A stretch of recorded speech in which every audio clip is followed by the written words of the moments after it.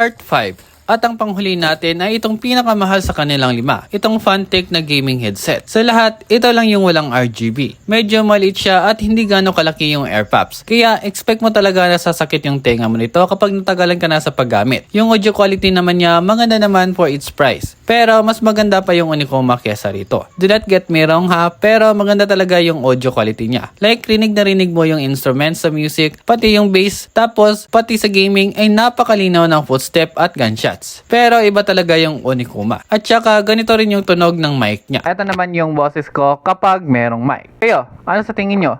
Maganda ba ang microphone niya or pangit? Comment nyo lang dyan sa gilid. Sobrang layo sa Onicoma. Maganda yung headset pero may mas maganda pa rito na mas mura. Well, Funtech naman to eh. Kasama na sa name yung bayad mo nito. At sure kang hindi basta masisira ito compare sa iba. And based on my experience sa comfort, performance, quality, and for its price, I'll rate it 8 out of 10. Sa mga nakakompleto sa series, maraming salamat sa panonood. At if gusto nyo pa ng mga ganitong content, ay huwag kalimutan i-click nyo ang follow button.